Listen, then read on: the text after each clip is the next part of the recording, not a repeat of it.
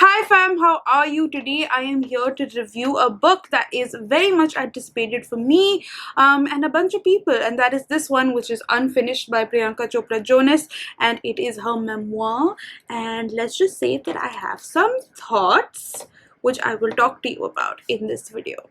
So before we begin, I feel like I need to answer the question of where I am in the spectrum of Priyanka Chopra fangirl to I hate her guts. And I would like to say that being the pacifist that I am, I'm somewhere in the middle. I am very ambiguous. I think that she's a great actress.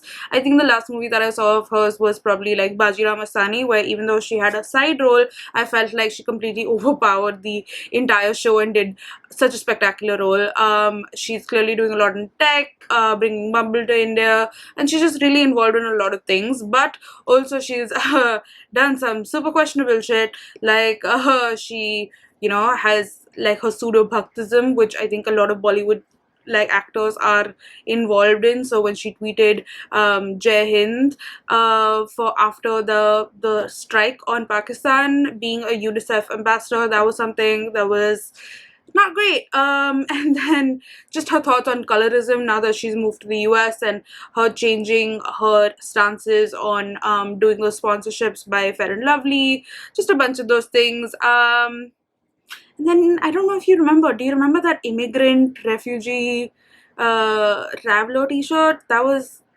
bad. So let's just say that I went in with no real expectations, but having read a lot of celebrity memoirs and having followed her career since 2000, I felt like at least I would get something to chew on. And did I get that? Not really. In this book, PC tells us about her life from the very beginning, how it's always been a mix of Western and Indian, traditional and modern, how she grew up with her family just moving out around a lot due to the army background that her parents were in, of how she grew up in small towns like Bareilly, went to boarding schools, then moved to the US where she did her high school there essentially, where she lived with her relatives, and then at the tender age of 17, how she accidentally kind of got into the Miss India contest and then won Miss World, and then as how it was at that point of time with most of the beauty queens then getting into the film industry, she got into the film industry. So we're told of all of that, but then we get to the chapter of the film industry bit, and this is when I started getting a little annoyed. Because here, this is all she spoke about her Bollywood industry. This is it. This is 26 pages, which basically covered her 13 years or so, if not more, in the Bollywood industry. And this was all we got. We got 21 pages on her being Miss World, which just followed 1 year of her life, but only 26 pages on like the Bollywood aspect of it, which I thought was very annoying, because this is where the fans essentially followed you, and we got almost nothing. I think of all the other actors' memoirs that I've read, where they've always kind of spoken in detail about certain projects in their life that just meant a lot to them, or that meant a lot to the fans. And I think we got none of that in this. So we just got a mix of things, of instances, and her feelings while being in the industry, which was okay, but it didn't really whet my palate personally. So she spoke about things like how she felt like the industry was extremely patriarchal, about the male gaze, about how her co-stars would come really late to set, about how sometimes the roles that she was cast in would then be given to someone else because a co-star or a producer wanted to gift them to their girlfriend or whatever it may be. And yeah, she even brought up nepotism, but she called it favoritism. So that's cool. Just call it what everyone else is calling it, Priyanka. I did like what she had to say about it though, so I'm just gonna read that bit out to you. We can't choose the family we're born into, but we can choose our actions. We all want to take care of the people who we are closest to, those sitting at our table. But is there a world in which those who are blessed with the more might build a larger table rather than building a higher fence? And yes, it was cute reading about her father and her relationship with him. And then, of course, it was really difficult to hear of like her experience of losing her father, and then just sort of the grief and the depression that she felt after losing him. And then it was also really cute to read of her relationship with Nick and how that kind of came about, and their courtship, and then their quick marriage and engagement, and just all of that sort of stuff. But again, nothing of this was new. Like, these are all things that like people had heard of if you had seen any of her interviews, or just seen the very extensive coverage that was there for the marriage. So really nothing new, to be honest.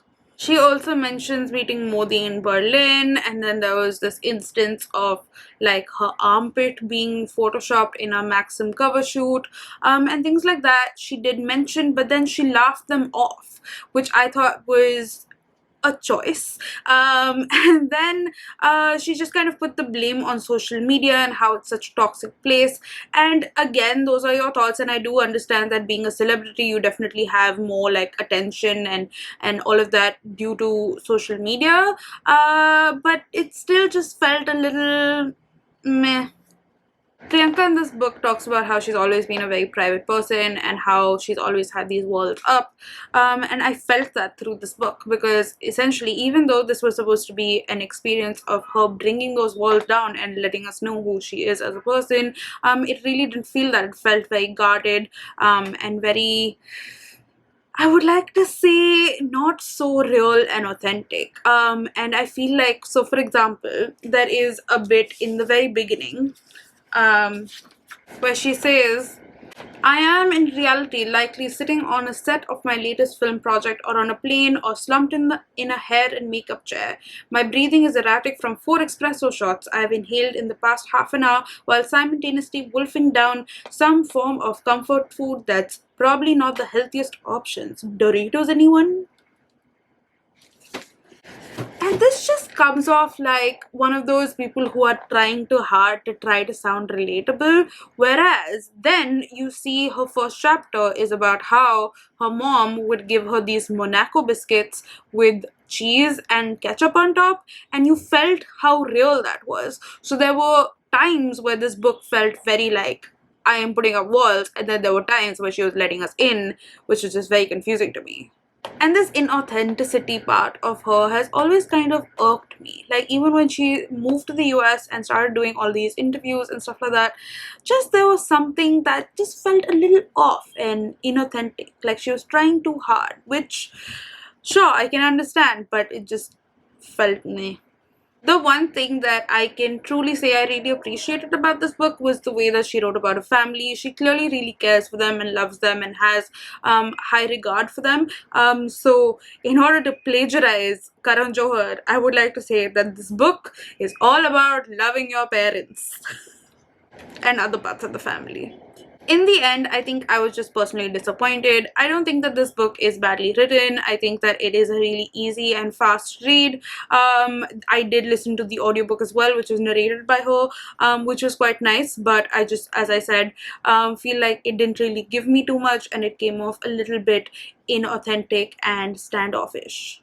So this brings me to the very important point, which is, who is this book for? This book is not for us desi people who have been following her career for a long period of time.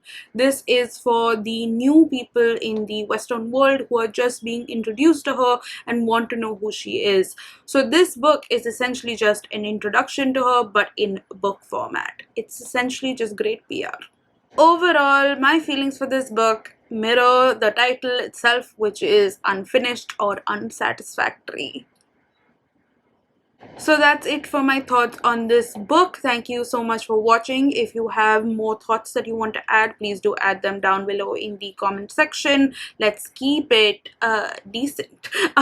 And also, if you liked it, hit the thumbs up button. If you didn't, then you can hit the thumbs down button. That's fine. And just subscribe if you want more bookish content. I will be back tomorrow, I think, with more bookish content, so that's gonna be fun. I will see you in my next video. Bye.